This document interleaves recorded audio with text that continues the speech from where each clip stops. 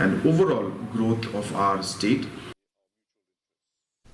Chief Minister Conrad K. Sangma is set to meet his Assam counterpart Himanta Biswa Sarma after the upcoming district council elections to address the unresolved interstate border disputes in the remaining 6 areas.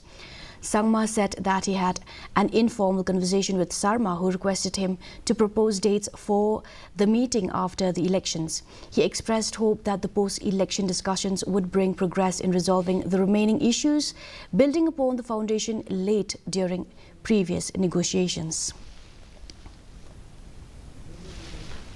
We had decided that we will meet after these elections, so the elections were now over.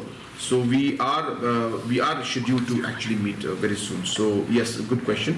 We will be scheduled. In fact, I had a talk just yesterday with Mr. Himanta Biswa Sarma on some other issues. We were discussing about some other aspects. So we had mentioned this point about the meeting that's quite overdue. So he has asked me to suggest the dates. We hope that we'll be able to meet soon.